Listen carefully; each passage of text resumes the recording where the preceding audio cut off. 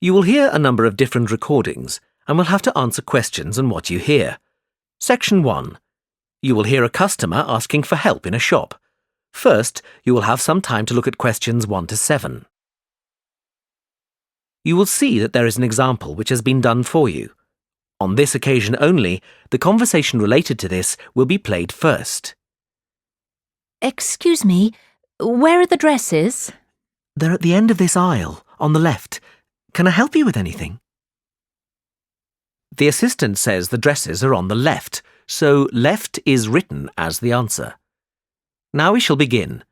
You should answer the questions as you listen, because you will not hear the recording a second time. Listen carefully and answer questions 1 to 7. Excuse me, where are the dresses? They're at the end of this aisle, on the left.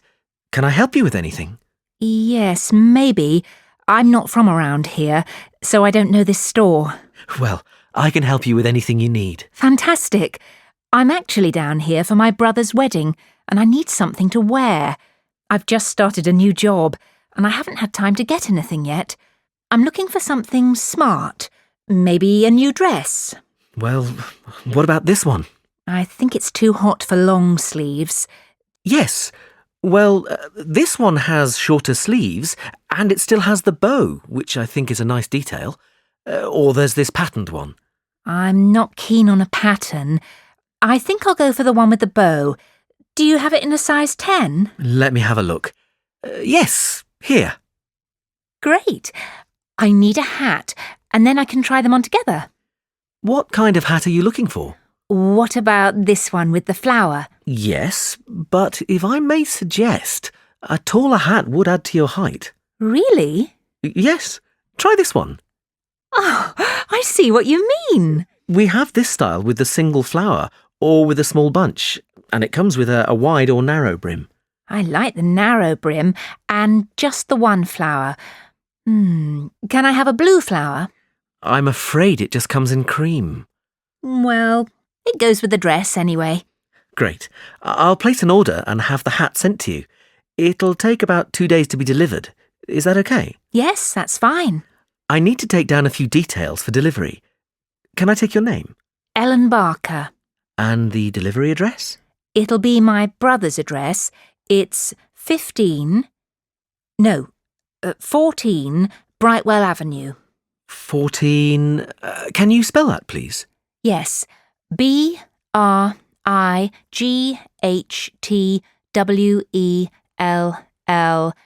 Avenue, Staybridge, Kent, DA4 7DF. And can I take a contact number? Yes, my mobile is 03221 7774. 03221 7775. No, it's a 4 at the end. Oh, sorry, I've got it now. We can deliver on May the 12th. We can't specify an exact time, just morning or afternoon. Any time in the early morning is fine. And how would you like to pay? Visa. Great. That comes to £32.25. OK, thanks. Before you hear the rest of the conversation, you have some time to look at questions 8 to 10. Now listen and answer questions 8 to 10. I'm just going to try this dress on and then look for shoes. Where are the changing rooms? They're to the left of the store, right next to customer services. And I want some shoes and accessories too. Where can I find them? The accessories are in the women's wear department. The shoe department is right at the front of the store, between menswear and home furnishings. Oh, no, sorry. We've just moved the shoe department for the summer season. It's now very near the changing rooms, actually, straight in front of them. Thanks so much for your help. And where can I pay for the other things? The cash desk is at the front of the store, by the menswear. Thanks. Section 2. You will hear a talk by a tour guide. First, you will have some time to look at questions 11 to 17. Now listen carefully and answer questions 11 to 17. Welcome to San Fernando City Tours. I'm Mark, your tour guide. We have a lot to see in 3 hours, so make sure you're comfortable. We'll be travelling into the historical district first, and then into the town centre. After that, it's out to the harbour, and we'll finish up at the lighthouse, just past the harbour. That will take us up to midday, and after that, you're free to do what you want.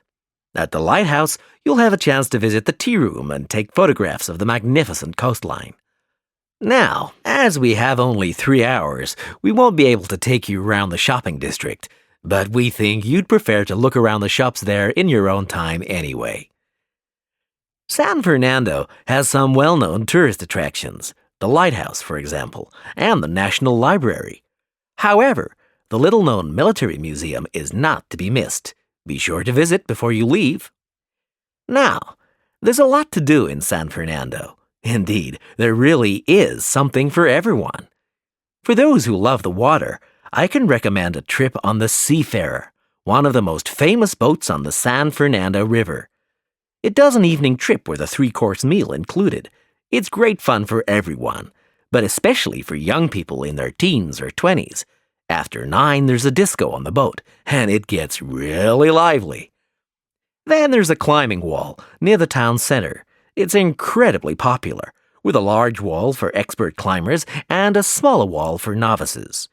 There's a junior wall and a creche, so it's a great day out for those of you with kids. And if you like walking, there's some great walking tours.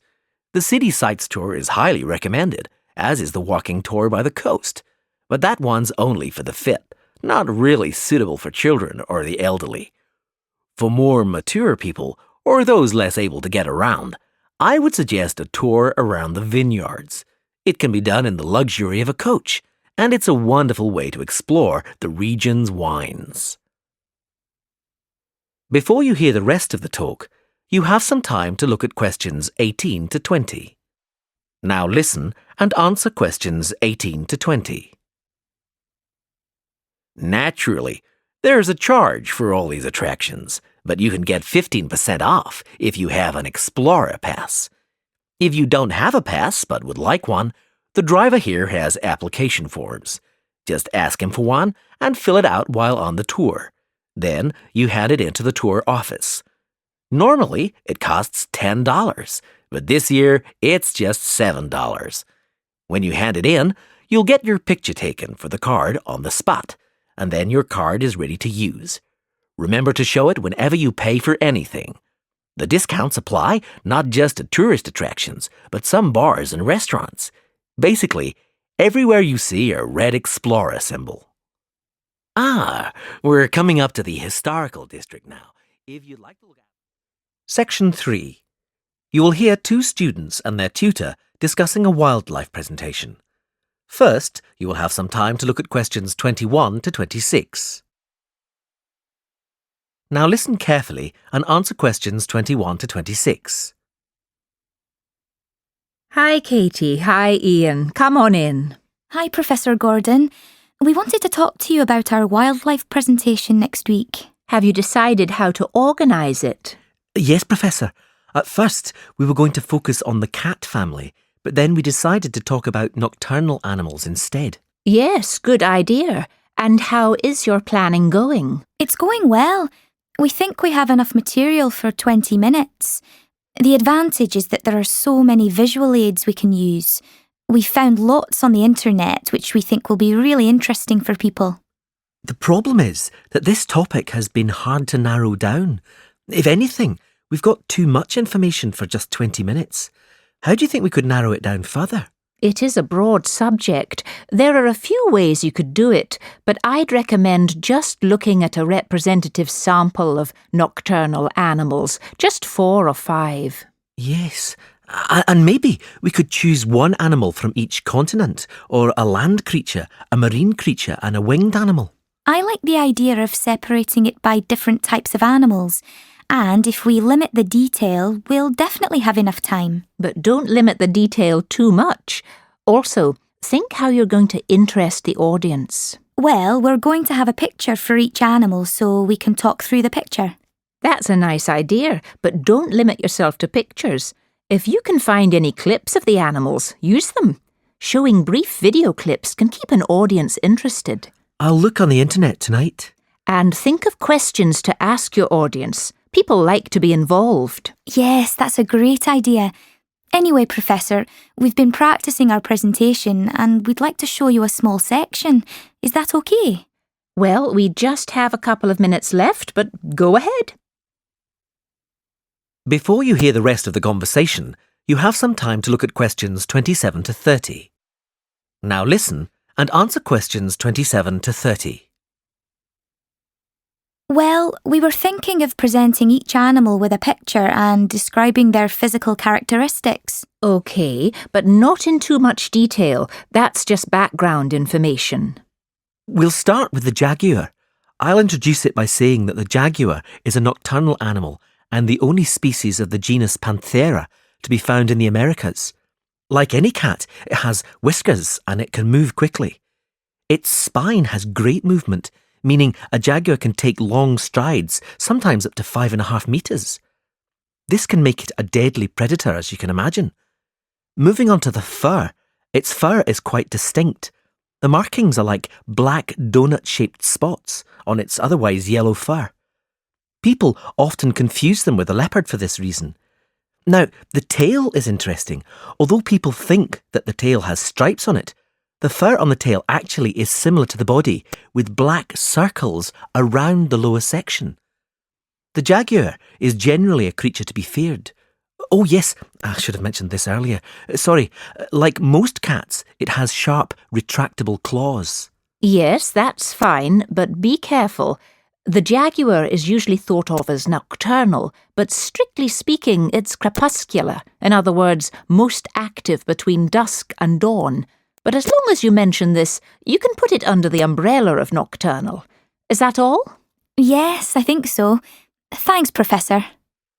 Section 4. You will hear a lecture on time. First, you will have some time to look at questions 31 to 40. Now listen carefully and answer questions 31 to 40. The subject of this series of lectures is horology, the science of measuring time, and we'll be looking at a few basic concepts in this lecture. The measurement of time has come a long way since ancient times. It began with such devices as the sundial, where the position of the sun's shadow marked the hour. Daylight was divided into 12 temporary hours. These temporary hours were longer in the summer and shorter in the winter, simply because the amount of daylight changes with the seasons. The earliest sundial we know comes from Egypt. It was made of stone and is thought to date from 1500 BC. Sundials were used throughout the classical world and, with time, evolved into more elaborate devices that could take into account seasonal changes and geographical positioning and reflect the hours accurately, no matter what the time of year. This was quite an achievement in technology. Today, sundials can be seen as decorative pieces in many gardens. In the 11th century, the Chinese invented the first mechanical clocks.